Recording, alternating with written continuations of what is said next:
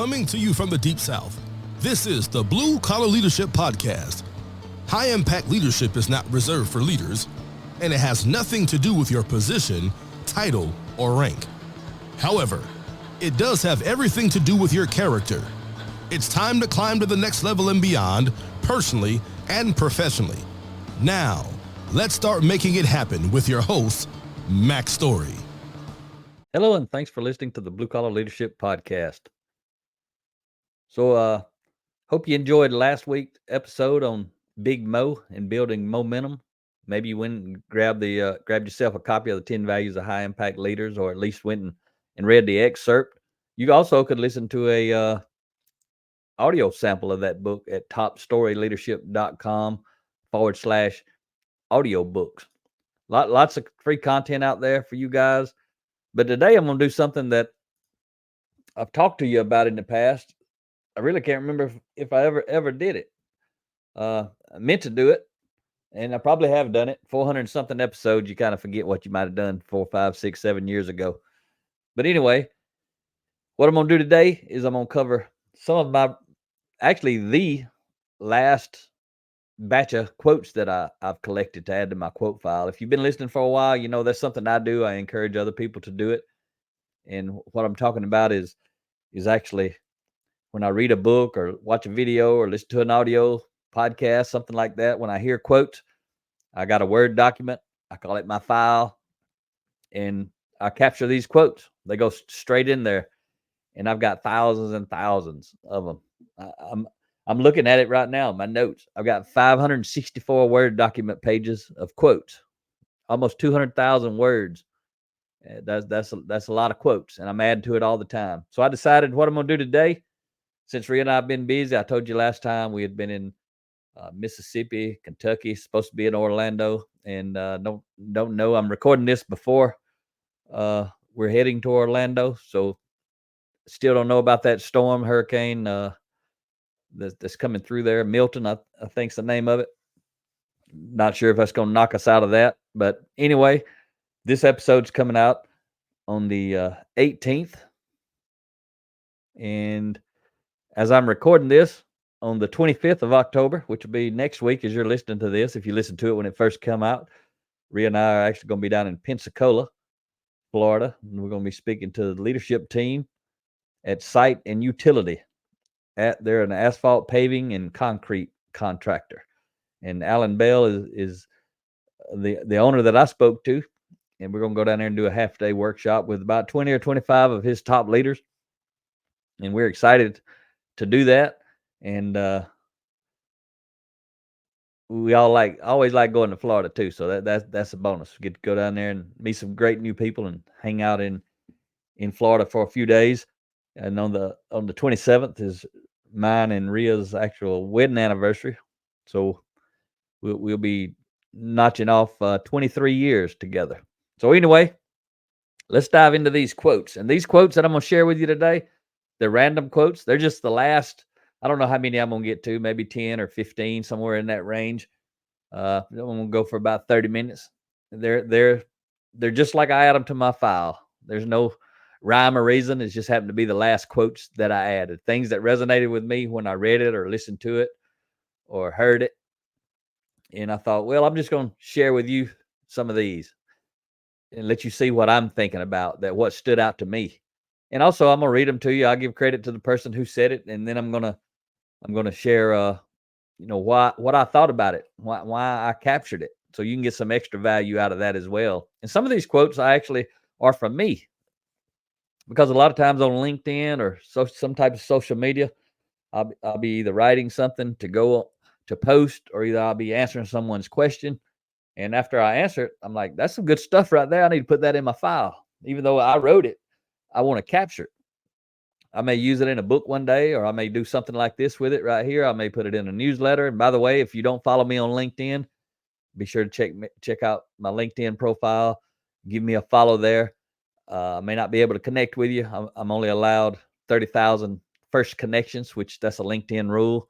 I can have unlimited followers. So if you follow me, I can follow you, but I can't connect unless I have room. Sometimes people drop off, but usually my first connections are kind of maxed out at 30,000 plus. I think I got 51 or 52,000. I can't remember combined connections and followers, but check it out. And then also check out my newsletter. It comes out at this time. It's been coming out once a week. So check that out. All right, let's dive into these quotes. You've been waiting patiently. Listen to me ramble, but I haven't got to talk to you like this in a while. Not since I've been doing all these real people getting real results video interviews, but we just been too busy to get them scheduled, lined up, recorded, and put out, and all that kind of stuff. A lot going on. Let's dive into these quotes. So the first one I want to share with you, which was actually the last one I added to my quote file, it was from my friend Amir Ganad, and he's a really, really great guy. He's got a book called The Transformative Leader. I'm sure I read this quote, probably trying to remember. I think it was on his, he's got a newsletter as well on his YouTube. I mean, not his YouTube, but on his LinkedIn page. And I'm subscribed to that newsletter. So I'm sure this is where I read that, although he does post a lot. Could have been there, but I think this one came from his newsletter. This is what Amir had to say. He says, and by the way, Amir was, when he retired or rewired, as he called it, and went into more consulting and speaking, he was working with Campbell Soup. He was over there, leadership development, continuous improvement operations globally. Reported to one of the president's top leaders at Campbell's Soup, $8 billion organization, and he's got some high degree of character and a high degree of integrity. He's moved now to Portugal and lives over there, but he does a lot of work all over the world, and he's putting out some good content, and I think a lot of him as a human being. This is what Amir had to say. He said, "For leaders, ignoring culture is like choosing to live in darkness and then constantly wondering why you keep tripping over things and walking into walls." When I read that, I was like, that's good stuff right there.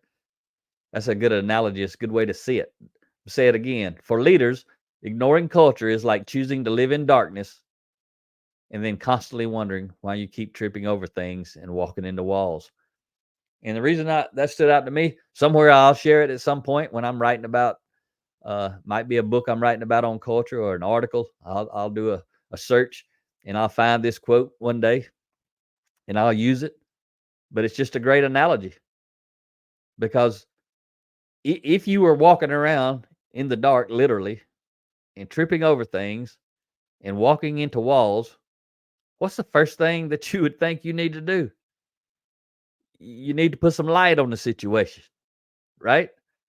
You need to flip that light switch or turn on that flashlight or whatever type of light you have, get it going so that you can see, so you can stop tripping over things and walking into walls. That ain't a good way to be living life. But when it comes to culture, that's what a lot of leaders do. That's exactly what they do, is they walk around in the dark. Most of them, the equivalent of turning on the light so that you can see in the dark relative to culture. You got to provoke thought, raise awareness relative to high impact character traits, which means you got to be introducing these character traits so that people, including the leader, can align behind these principles and values. They're the same thing. Principles and values, when you're talking about high impact character traits, they're the same exact thing. So that's what a lot of leaders are missing. They got people problems. Hardly ever is there a competency problem inside of an organization that's not rooted somehow in character. Character is the root cause of all that's wrong in your world, at work and at home. And in most organizations, you already know it because you work in an organization. Most of the problem that people have with each other is not related to their competency. It's related to their character.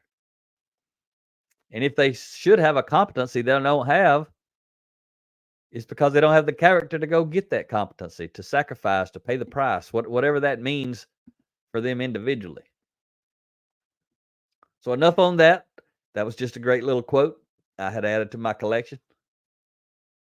The next one comes from Warren Bennis. Warren Bennis. And I've been reading a book. I've been pecking away at it. I read a little, like if you know me, I read every day. I've been doing it for 16 years plus now, since 2008. And there's a book I've been reading. I don't read it every day, but most of the time I do read a little bit of it every day.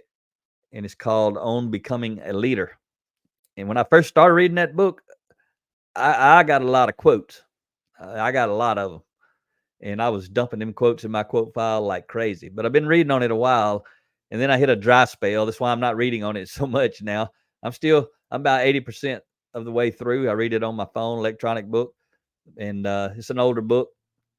But he also updated it maybe 10 or 12 years ago, and I think the more updated stuff I don't care about as much as the older stuff. But the beginning of that book, if I hadn't read any of the rest of the book, I got so many quotes out of that. But here's one of them I got recently from Warren Bennis, from his book On Becoming a Leader. And here's what he says. He said, all organizations, especially those that are growing, walk a tightrope between stability and change, tradition and revision. And that meant a lot to me, because a lot of the folks I'm supporting with leadership development, personal growth, cultural transformation, team building, leading change, leading others and yourself through change, this is what they're going through, because they're all growing. They're all growing. They're growing and developing each other and the mindset of the people and the awareness of the people. They're growing. So they're actually doing this. They're walking a tightrope between stability and change, because you need some level of stability, but you don't want to. Your goal is not to maintain the status quo and have no change. So you want stability and change. Those two things don't go together. They're kind of the opposite, right? And then tradition and revision, what you've traditionally done, and then you want to revise what you're doing and do something new. So that's why that one stood out to me. Really, that part about walking a tightrope between stability and change, because those are kind of opposites. But it's absolutely true. You're trying to have stability in your organization and change at the same time, which is just the weirdest thing. But that's what you want. What you want is stability around aligning yourself and your team around high impact character traits. That's the part you want to not change. Is this is who we are, and this is what we want to be aligned behind, these principles. But we want to apply those principles to ourselves personally and professionally and organizationally, relative to our company, to create positive change. So you want the stability of timeless, tested principles, but at the same time, you want those principles to generate positive change, to move you in the right direction, to create momentum, to increase morale, to motivate and inspire other people by your actions. So one thing I'm doing with you as I'm going through these quotes, I mean, we're 12 minutes into this podcast. I haven't shared but 2.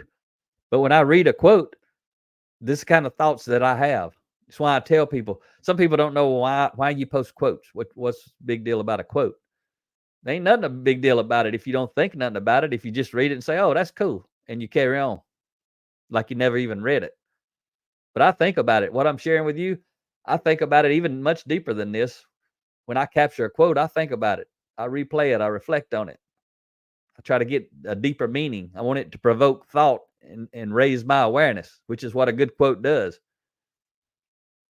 And I'm sharing with you what I do, but also you can learn. You can listen to the quote. You can listen to my thoughts. You can hit pause. You can think about it. You can rewind it.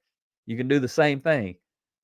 This is how you elevate your level of thinking. You want to live life at a higher level? Guess what you need to do? You need to think at a higher level. So that carries us through 2 quotes. So let's look at number 3. The third quote is from Brooke Knapp, Brooke Knapp. Not sure where I got this quote from. Could have been in that book. Warren Bennis may have been quoting this person. I get quotes like that a lot from books. I'll be reading somebody's book and they'll quote someone else, and I get the quote, from one person's book, but from someone else that they quoted. Got lots of quotes like that too. So a lot of the people I quote, I don't necessarily know them. I don't usually take time to go look them up because I really don't care who they are.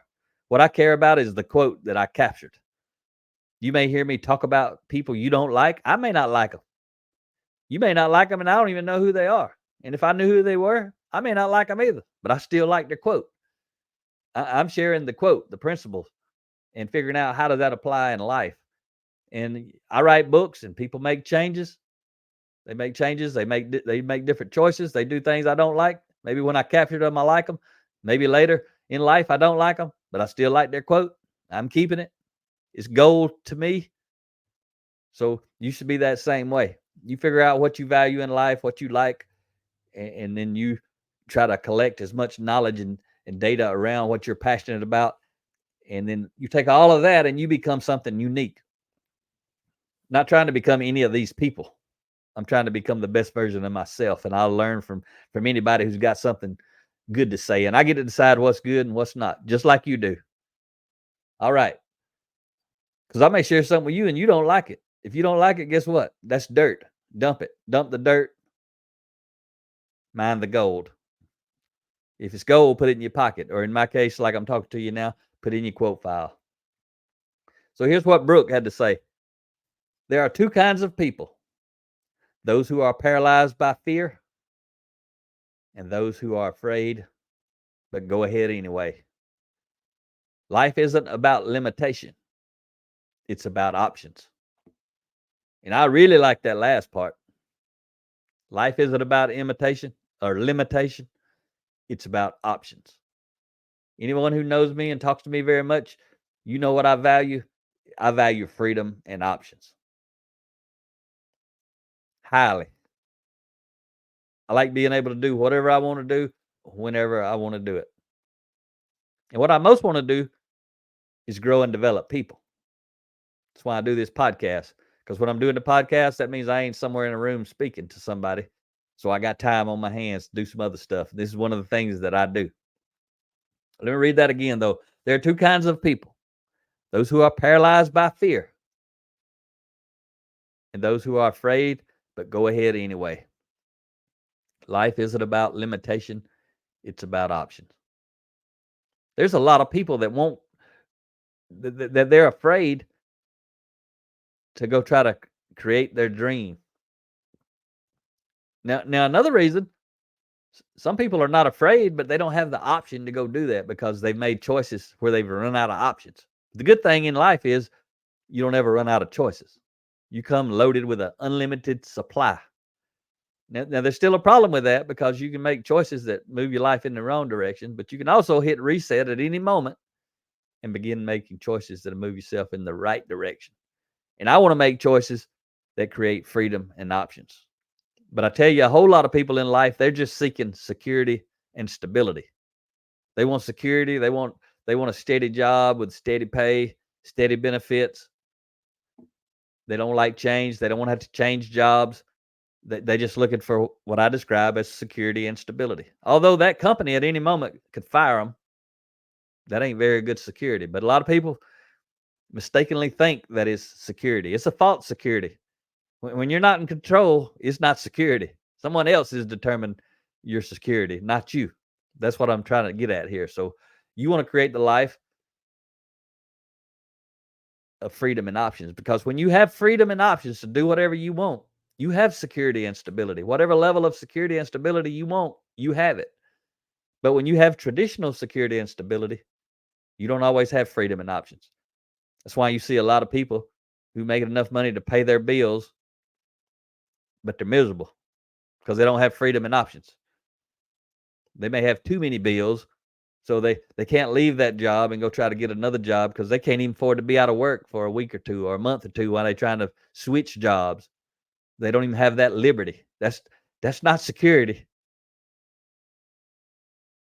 That's not freedom and options. But a lot of people think it is. So anyway, when I come across that quote, wherever it was I got it,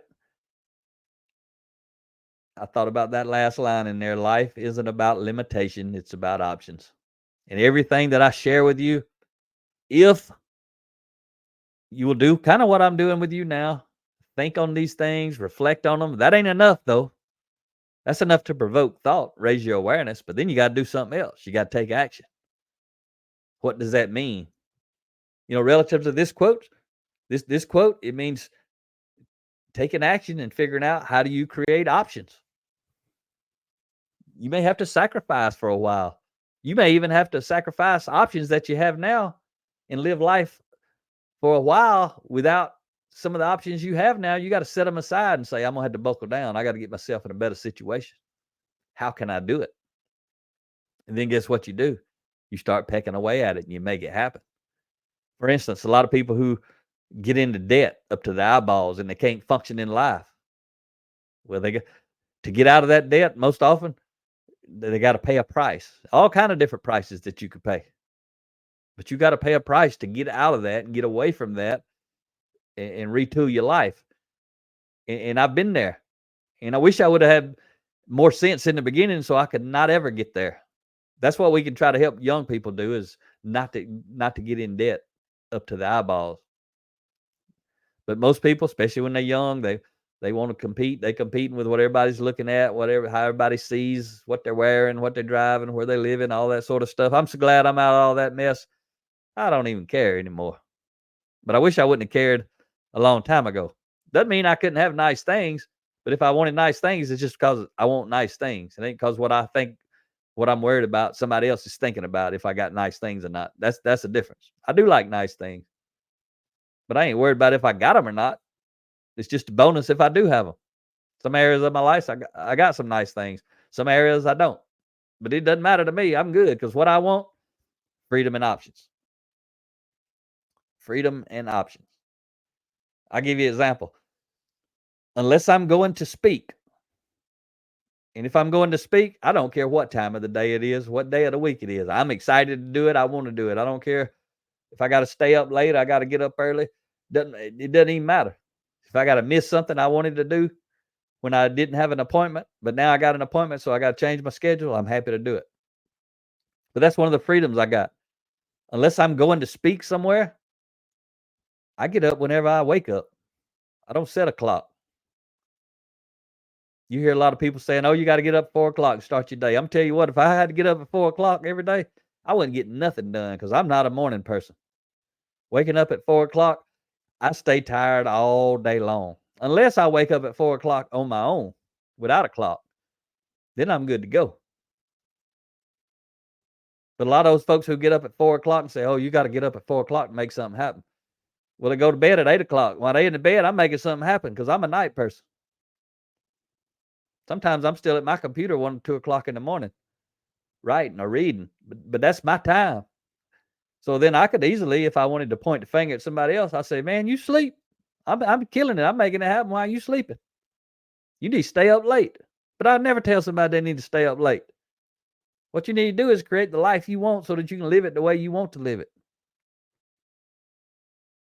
But if somebody says, hey, can you speak at 6 in the morning or 5 in the morning or 8 in the morning? It doesn't make any difference. I can speak anytime somebody wants me to speak because that's what I want to do in life.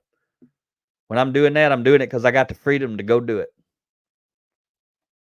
All right, let's move on to quote number 4. And I'm actually enjoying this. So this let me start over. This may be what I do for a while whenever I'm doing regular podcasts and not posting the interviews. I've saved a copy of my quote file. And what I'm going to do is all these quotes I'm talking about now, I'm just going to delete them out. That way I don't have to worry about repeating the same quote. So once I talk about them, I'm going to delete them out. And again, I got a huge file. And I'm just going to go through them, talk about them. All right, quote number 4. Another one from Warren Bennis. And I'm sure it's from On Becoming a Leader, that book I've been reading. He says, there can be no growth without risks and no progress without mistakes. Yeah, I think about the risks part of that. There can be no growth without risks. And I think back to 2008 when I resigned from 20 years working in manufacturing organizations, and I quit that job. I fired the best boss I ever had, Jim Naralt. I still think a lot of him. Hadn't seen him in about 12 years or so. I was supposed to see him when I was in Minnesota recently, but his plans changed. He had to fly out of town and didn't get to see him. But he's the best guy I ever reported to. He was a plant manager, and I was on his management staff when I resigned in 2008. Started my own lean manufacturing consulting company in the middle of the Great Recession. And it was a lot of risk. He tried to talk me out of it. Wasn't his dream, though. It was my dream. Remember, I'm trying to create freedom and options. I understood exactly what he was saying. It just didn't apply to me because I was going to make it happen. And I did. So I took a great risk. Gave up my supposed security. Remember, we talked about that. To go, I gave up security and stability to go create some freedom and options. And that's exactly what I did. And pretty much quadrupled my pay within a year or so. Not only was it the right thing for me to do, but it was risky, but it paid off. But it wasn't just some random chance. I was betting on me. And guess who I know better than anybody else? I know me. I knew I was going to make it happen. And I made it happen. And I was booked solid for as long as I wanted to be. After just a few months, I got booked solid. And then I did that, my lean manufacturing consulting support that I was giving people in different companies. I did that until I got ready to do what I'm doing now, which is speaking and talking about personal growth and leadership development. And then the other part of that quote from Warren Bennis was, no progress without mistakes. And I think about all those lean teams that I was leading through process improvement, organizational change. And I remember one of the things I taught them, one of the principles I taught them, it was on a PowerPoint when I was teaching lean. That principle was, we want to create an atmosphere of experimentation. I told them it was okay to make mistakes. It's not okay to make the same mistake over and over and over. That's something different. But it's okay to make mistakes. Because that's where our growth comes from. That's where our progress comes from. Think about a baby. If somehow the parent could talk to the baby and told the baby, you don't get to walk until you just stand up and walk. You got to lay there until you stand up and walk. Don't get up until you can walk. Don't move until you can walk. Guess what happened? They had never learned how to walk. Think of how many mistakes you don't remember because you were the baby, but you've seen other babies. But just think of how many mistakes you had to make while you were trying to learn how to walk. Because, see, you were not failing to walk. You were constantly and endlessly taking risks because you could fall down and get hurt. And you were constantly making mistakes because you did fall down and get hurt. You fell to the front. You fell to the left. You fell to the right. You fell to the back. Over and over and over again. But that's what led to your growth. Taking that risk, making those mistakes. But then what happens to us is we get older, and then we let people talk us out of it, and then we got to pay the price of not taking risks and not making mistakes. So that's why that one stood out to me. And the fifth one, this will be the last one for the day. This would come from Carlos Cody. I think a lot of Carlos. I interviewed him on my Real People Getting Real Results Blue Collar Leadership YouTube channel. Go look for that playlist and check out Carlos. I think he was episode 29, 28, 30, somewhere around in there. I can't remember, but he's a phenomenal guy. Check him out on LinkedIn. He's got a newsletter. I think he's got a book. I've been mentoring him for several years, but he can tell you all about it. But I probably saw a post from him, or could have been his newsletter on LinkedIn. But I saw this quote right here and I added it to my file. This is what Carlos had to say. The most successful teams are not the ones who follow every order, but the ones who solve every problem. My goodness, that right there is loaded up. The most successful teams are not the ones who follow every order, but that's what managers want. Managers are people, they want teams that follow every order. But he says the most successful teams, Carlos does, are the ones who solve every problem. Carlos is a high-impact leader. I'm a high-impact leader. That's what I want. I want teams that solve every problem, not to follow every order. I don't care if they follow the order as long as they solve the problem. I ain't expecting them to follow orders. I'm expecting them to solve problems. I want to solve problems. I don't want to follow orders. So I'm about to wrap this one up. We got through 5 quotes today. That ain't a lot. I got thousands and thousands of them. But I hope you enjoyed it. And talk to you next time. Make it happen or someone else will. It might as well be you. Are you serious about taking your career and your life to the next level and beyond? Check out Mack Story's Blue Collar Leadership series books and others, now available on audio, along with paperback and ebooks at Amazon and Audible. Please visit bluecollarleadership.com to learn about Mack's books, programs, special offers, and more. Thank you for listening to the Blue Collar Leadership Podcast.